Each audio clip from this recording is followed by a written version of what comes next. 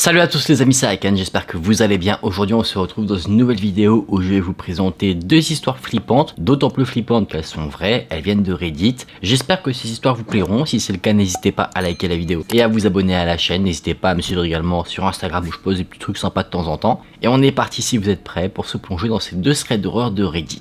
On va voir d'abord l'histoire de Sarah. Elle avait 9 ans au moment des faits. Et Sarah dit clairement qu'elle n'aurait pas atteint ses 10 ans si les choses s'étaient passées quelque peu différemment.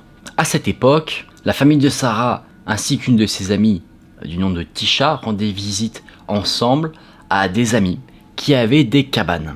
Tout ce beau monde rendait visite à ces fameux amis parce qu'il y avait une fête qui était organisée. C'était une fête où il y avait pas mal de monde, une sorte un petit peu de fête des voisins, où du coup tout le monde se connaissait, chacun avait amené ses enfants, c'était certes un endroit où il y avait du monde, mais pas du tout creepy ou cringe ou quoi que ce soit, parce que tout le monde se connaissait. Les enfants étaient assez contents, parce qu'il y avait d'autres enfants avec qui ils pouvaient jouer, donc Tasha, Sarah et son jeune frère, eh bien ils allaient passer un très bon moment. Pour vous donner un petit peu plus de détails sur l'emplacement où se trouvaient ces fameuses cabanes, eh bien elles étaient assez isolées. Elles étaient toutes reliées par une route de gravier qui rejoignait une route principale qui était un peu plus cimentée en bitume, là où les voitures pouvaient passer, mais le tout se trouvait dans un endroit en soi où il n'y avait pas vraiment de passage et en plus de ça, qui de nuit n'était pas trop éclairé. En tout cas, ce lieu était parfait pour faire soit une partie de cache-cache ou une partie de loup. Et justement, ce jeu-là, le cache-cache, était quelque chose de très pratiqué pendant cette fête-là parce que les adultes, eux, parlaient, ils vaquaient à leurs occupations, les enfants voulaient s'occuper.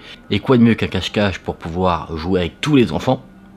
Il n'y a pas grand-chose. Tout se passait très bien. Les enfants avaient pas mal joué à cache-cache. Bien sûr, ils avaient une zone délimitée par les adultes pour pas que les enfants aillent trop loin dans les endroits trop peu éclairés. Donc en soi, tout était carré. Les adultes, eux, vu qu'en plus tout le monde se connaît, sont pas forcément sur le summum de leur garde, donc ils laissent les enfants courir, faire des allées et venues, etc. Mais à un moment donné, au cours de la soirée, les enfants décident d'agrandir ce fameux terrain de jeu. Donc les enfants demandent aux adultes si ils peuvent agrandir leur terrain de jeu pour le cache-cache. Les adultes sont un peu hésitants, mais avec tous les enfants qui s'y mettent en disant s'il vous plaît, s'il vous plaît, s'il vous plaît, les adultes finalement acceptent, ils disent juste ok pour cette fois-ci, mais dès qu'il fait vraiment trop sombre, là par contre vous revenez sur le terrain qu'on avait délimité. La partie de cache-cache reprend, Tasha et Sarah décident non pas de rester cachées comme on le ferait dans un cache-cache habituel, parce qu'elles remarquent que là où elles sont cachées, il y a d'autres personnes qui se cachent. Donc elles essayent d'être un peu plus malignes que les personnes qui vont les chercher, elles se disent, nous, on va traquer les personnes qui nous cherchent, comme ça on pourra anticiper leur mouvement. Donc, Tasha et Sarah font leur petit jeu d'espion, elles observent un petit peu les personnes qui les cherchent, elles s'enfuient, elles se cachent, elles se mettent hors de vue. Le truc classique, vous l'avez peut-être déjà fait, moi parce que j'ai déjà fait, j'essayais d'être plus malin que les autres, sauf que à un moment donné je faisais du bruit, on me remarquait, je me faisais choper le premier finalement. Là ce n'est pas le cas pour Sarah et Tasha. À un moment donné, Sarah et Tasha se retrouvent sur une route. Elles décident de se cacher derrière deux voitures qui sont garées. Tasha, elle, était un peu plus loin que Sarah, et vu qu'il y avait, ça y est, beaucoup d'obscurité, si elle s'éloignait trop, elle ne la voyait plus. Tasha et Sarah s'étaient mis d'accord sur une chose, c'est que, vu que Tasha était un peu plus en avant, elle devait donner un signal à Sarah pour que Sarah la rejoigne sans se faire débusquer. Sauf que le temps commence un petit peu à se faire long. Sarah en a marre de rester cachée derrière la voiture, du coup, elle prend l'initiative d'aller directement rejoindre Tasha sans qu'elle ait un signal. C'est là qu'au moment où elle se lève, elle sent une emprise glaciale sur son poignet. Sarah se retourne immédiatement et elle voit un homme, grand, avec un sweat rouge et un bonnet. Il commence à se pencher vers Sarah, avec la main sur son poignet et également une main dans la poche de son jean. Sarah n'a aucune réaction. En fait, elle est tellement surprise de la situation, elle s'attendait tellement pas à voir quelqu'un, qu'elle ne fait rien du tout. Quelqu'un aurait pu crier automatiquement de peur, elle s'est figée sur place. Des secondes qui semblent des heures s'écoulent, alors que Sarah et l'homme échangent des regards. Sarah sent sur son poignet que l'homme fait des pressions et il relâche. Et plein de questions trottent dans la tête de Sarah. Elle se dit, est-ce que j'étais caché derrière sa voiture? Est-ce qu'il va aller voir mes parents? Qu'est-ce qu'il veut? Est-ce que c'est quelqu'un qui a une cabane dans le coin?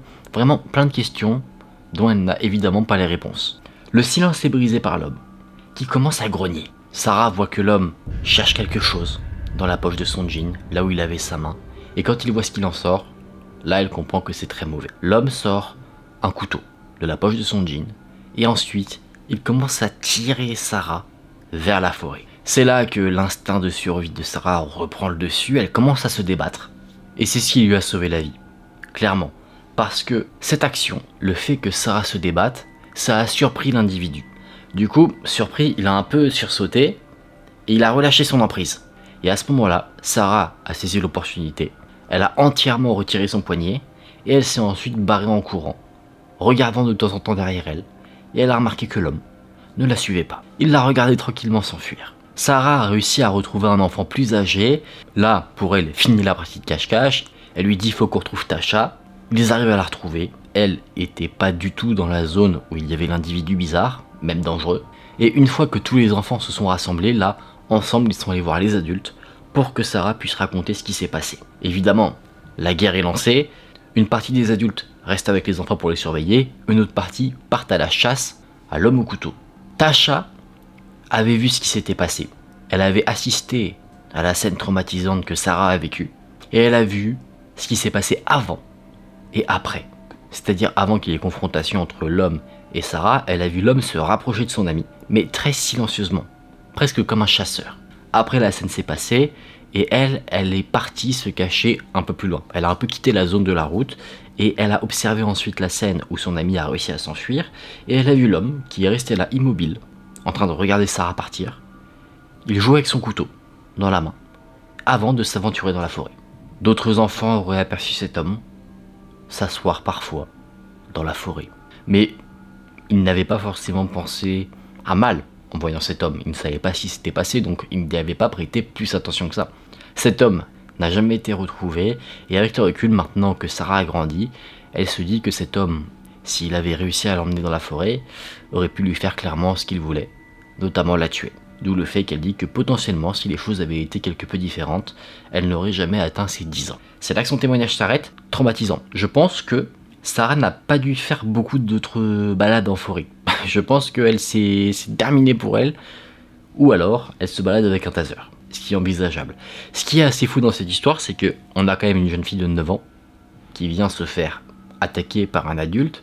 Et ça, je comprends, tu vois, le fait que tu sois tétanisé sur place, que tu sais pas comment réagir. Mais ce qui est incroyable, c'est que elle aurait pu rester dans cette situation de paralysie, et du coup se laisser emmener dans la forêt. Mais elle a quand même eu le courage de se battre, et c'est ça qui l'a sauvée. C'est ça qui est beau aussi dans cette histoire, c'est qu'elle a eu le courage de se défendre pour sa vie. Ça a porté ses fruits dans le sens où elle a réussi à s'en sortir. Malheureusement, cet individu n'a pas été arrêté. Quelles étaient ses intentions ? On ne le saura jamais. Je préfère qu'on ne le sache pas plutôt qu'on le découvre au travers de Sarah, c'est-à-dire qu'elle était agressée ou quoi que ce soit. On croise les doigts pour que cet homme ait été arrêté à un moment donné. C'est tout ce qu'on peut souhaiter. Maintenant, on va voir le témoignage de Cheryl. Avant toute chose, de commencer réellement le témoignage, Cheryl dit qu'elle a posté une autre partie de ce témoignage, on va dire la première partie, sur un autre forum Reddit. Un forum Reddit où les gens disent « je suis ta », et ils expliquent un petit peu des choses par rapport à ça. Par exemple, je suis cuisinier, donc je me lève à telle heure, je fais ci, je fais ça, voilà comment est ma vie. Et bien le témoignage qu'elle avait partagé premièrement, c'était un truc du style je suis suivi par un stalker. Donc elle avait raconté juste brièvement ce qui s'était passé. Elle n'avait jamais eu de confrontation avec ce stalker. Mais là où prend place le témoignage que moi je vais vous raconter, prend place parce que Cheryl s'est rendu compte que son stalker a découvert qu'elle avait partagé son témoignage et il l'a lu. Voilà ce que dit ce témoignage. Elle a donc un stalker depuis quand même 4 ans. Un stalker qui n'a jamais été agressif, qui n'a jamais cherché à rentrer en contact directement avec elle. C'était quelqu'un qui n'a jamais envoyé de menaces ou quoi que ce soit, donc Cheryl a toujours pris comme position celle de faire comme si cet homme n'existait pas. Au début, elle avait un peu peur de cette situation, mais voyant que cet homme-là restait quand même à bonne distance, au bout d'un moment, elle en avait clairement plus peur. Seule chose qu'elle recevait, c'était soit des lettres, des cadeaux, des photos de là où elle vivait. Parfois, il lui envoyait des choses qu'elle avait jetées dans sa poubelle. Et à un moment donné, lassée de cette situation quand même, Cheryl avait appelé la police. Mais la police a soit pas réussi à le choper, soit ils n'ont pas essayé. Et donc, quelques semaines avant son témoignage, sur Reddit, Cheryl a partagé sur un autre forum tous ses ressentis vis-à-vis du fait d'avoir un stalker. Et ayant très peu de réseaux sociaux, n'ayant pas fait la promotion ou quoi que ce soit de ce qu'elle avait écrit, elle ne pensait pas que ce stalker allait tomber là-dessus. mais si. Des gens ont interagi avec ce post-là en disant, mais en partageant cela, ne pensez-vous pas que cet homme va être en colère? Peut-être qu'il va être excité de savoir que vous l'avez remarqué. Mais finalement, elle se rend compte que son stalker l'a vu et qu'il n'a pas aimé ça. Comme Cheryl le dit, son stalker n'a jamais été agressif. Le truc le plus hard qu'il ait pu faire, c'est prendre en photo Cheryl quand elle rentrait dans son appartement et la photo était prise des escaliers de son immeuble. Elle pense pas qu'il ait pris la photo directement, mais qu'il a installé un appareil photo, une caméra, quelque chose comme ça qui détecte les mouvements, parce qu'elle se dit qu'elle aurait vu s'il y avait quelqu'un. En tout cas, après que ce stalker ait vu sa publication, en tout cas c'est ce qu'elle pense, il ne s'est rien passé pendant une semaine. Pas de lettres, pas de photos, rien du tout. Après cela, il a repris ses envois et il a envoyé des screens en fait de réponses qu'elle avait eues à son post. Il a également envoyé une lettre critiquant le petit ami de Cheryl. Et dans ces lettres, il appuie également sur un point, il dit que ils devraient partager la vedette ensemble, donc ils ont une sorte de connexion, parce que si Cheryl a percé entre guillemets sur Reddit, c'est surtout grâce à lui. On voit un peu le processus mental de cet individu. Cheryl, alors qu'elle rentre chez elle, remarque qu'elle a reçu cette fois-ci un nouveau cadeau. Ça ne se présentait pas comme les autres qu'elle avait pu recevoir, parce que généralement elle les recevait dans sa boîte aux lettres. Là, le cadeau avait été déposé devant sa porte d'entrée, dans l'immeuble. Cheryl a décidé de ne pas le prendre chez elle, mais de l'ouvrir à l'extérieur. C'était une grosse boîte, fermée par du ruban adhésif, et avec le recul, elle se dit qu'elle n'aurait jamais dû l'ouvrir comme ça, parce qu'il aurait pu avoir quelque chose de très dangereux, notamment quelque chose d'explosif. À l'intérieur, il y avait des sortes d'attaches, du ruban adhésif, une télécommande de télévision avec des boutons qui avaient été retirés, un paquet de pansements avec certains usagés qui apparemment n'étaient pas réellement usagés, mais on les avait un peu froissés pour faire genre qu'ils avaient été utilisés. Et il y avait, et c'est ça le plus effrayant dans le cadeau, une photo de Cheryl, encadrée, qui était une photo qui avait été prise il y a quelques jours. Le petit ami avait été coupé de la photo, et le cadre avait été brisé, mais pas brisé comme si le colis avait eu un impact, brisé intentionnellement, comme si on voulait faire passer un message. Immédiatement, Cheryl a appelé la police. Cette fois-ci, la police semble plus inquiet que la première fois. Ils récupèrent le colis. Ils disent à Cheryl qu'ils enverront plus de patrouilles dans le coin pour essayer de choper cet individu. Pendant quelques temps après, le stalker n'a pas redonné de signe de vie. 5 jours avant la publication sur le forum Reddit, Cheryl a remarqué encore d'autres choses. Alors qu'elle sortait de son appartement, quand elle a marché sur le paillasson, elle a entendu des bruits bizarres. Elle a regardé. Et elle a remarqué qu'en fait ce stalker avait pendant la nuit placé du verre brisé sous le paillasson. Devant aller au travail de manière assez urgente, Cheryl envoie juste un message à son petit ami en lui disant d'appeler la police encore une fois, sauf qu'elle se rend compte, une fois qu'elle arrive à son véhicule, que son véhicule a été vandalisé. Les phares étaient pétés, il y avait pas mal de rayures sur les côtés, et sur le pare-brise il y avait une phrase. Il y avait marqué c'est bientôt l'heure, Miss Cheryl et son nom de famille. Elle a trouvé plus tard la même phrase sous le paillasson, et encore une fois là elle se dit j'appelle la police. La police monte encore dans un échelon de la prise au sérieux de l'affaire, et bien que Cheryl jusqu'à présent n'était pas forcément si effrayée que ça, là le fait qu'on vandalise carrément sa voiture, là elle commence vraiment à ressentir de la peur. Petit point positif quand même dans tout ça, c'est que elle avait une sorte de caméra dans son véhicule.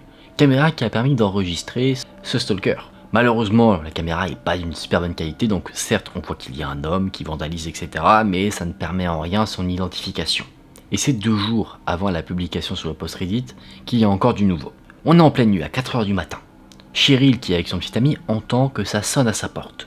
Évidemment, avec ce qu'il se passe, elle est méfiante, elle n'a pas envie d'aller ouvrir. Mais elle remarque au travers du petit trou sous la porte, qu'il y a des lumières bleues qui vacillent un peu. Elle se lève et elle entend crier derrière « C'est la police, veuillez ouvrir la porte ». Rassurée, Cheryl ouvre la porte et la police informait Cheryl que ils avaient été appelés par un voisin qui rentrait de son travail de nuit et qu'il a entendu après être rentré dans le bâtiment que quelqu'un est rentré également. En fait, le stalker a profité que le voisin rentrait pour se faufiler dans l'immeuble. Tout l'immeuble était au courant de la situation, donc le voisin, qui a vraiment assuré pour le coup, est rentré chez lui et il a observé au travers du Judas sur sa porte pour voir s'il y avait quelque chose. Il se disait s'il n'y avait rien, la lumière allait s'éteindre à un moment donné, la lumière de l'escalier, sauf que la lumière s'est rallumée. Pourquoi ? Parce qu'il y avait quelqu'un. Il a vu un homme d'âge moyen se diriger vers les étages supérieurs. Et dans les étages supérieurs, il n'y avait que 2 personnes qui y vivaient. Une mère avec 3 enfants, donc quelqu'un qui n'avait pas à attendre de visiteurs en pleine nuit, et Cheryl et son petit ami. Donc immédiatement, Il a appelé la police. La police a réussi à attraper le stalker. Enfin, il se trouvait dans l'escalier pour arriver à l'étage où vivaient Cheryl et son petit ami. Ce qui est surprenant, c'est qu'il y avait une fenêtre à ce niveau-là. Donc il aurait clairement pu voir les voitures de police. Donc soit il ne les a pas vues, ce qui est possible, soit il voulait se faire choper. Mais en tout cas, ce qui est effrayant, c'est ce qui a été trouvé sur lui. Il avait dans sa poche un couteau. Un petit couteau de poche qui aurait pu en soi, bien qu'il était assez petit, faire pas mal de dégâts. Fort heureusement, il a tout de suite avoué être le stalker de Cheryl, qu'il était responsable de tous les malheurs qu'il lui avait commis. Et Cheryl est en attente de voir quelle sera sa condamnation. C'est là que ce témoignage s'arrête. Ce qui est fou dans ce témoignage, c'est que là, on en a un résumé entre guillemets rapide au cours d'une vidéo, mais il faut se dire quand même que tout ça s'étale sur plusieurs années. C'est ça qui est fou. Pendant 4 ans, certes, il n'y avait rien de grave. Peut-être que si des mesures avaient été prises déjà pendant ces 4 ans, la suite n'en aurait pas découlé. Après, quelles étaient les intentions de ce stalker ? On ne sait pas. Malheureusement, on ne peut pas rentrer dans sa tête pour comprendre quelles étaient ses intentions. Est-ce qu'il allait monter crescendo dans le creepy ? C'est possible. En tout cas, qu'est-ce qu'il comptait faire en allant chez Cheryl le soir où il a été arrêté avec un couteau ? On peut certainement présager le pire. Et voilà les amis, on en a fini pour ces 2 témoignages de Reddit. C'était 2 témoignages assez fous. C'était 2 témoignages, je trouve, assez effrayants. Et ce qui est aussi très intéressant dans ces histoires, c'est qu'on voit qu'il n'y a pas d'âge pour être terrorisé par une situation. On a la première histoire où c'est quelqu'un qui est assez jeune, alors que dans la seconde histoire, on a quelqu'un qui est déjà adulte. Et la peur est quelque chose qui n'épargne pas en fonction des âges. On peut avoir 80 ans ou 10 ans, on peut être effrayé par la même chose. En tout cas, mesdames et messieurs, faites attention à vous, restez vigilants, ne rentrez pas dans une parano non plus au point de vous empêcher de vivre, mais voilà, on reste sur ses gardes, on sait jamais, ça peut parfois nous sauver du pire. Si vous avez apprécié ces histoires, ma narration, la vidéo, n'hésitez pas à liker la vidéo et à vous abonner à la chaîne. N'hésitez pas à faire un petit tour sur les réseaux sociaux, ça fait plaisir. Et on se dit à très vite dans une prochaine vidéo, prenez soin de vous, c'était Aken, salut!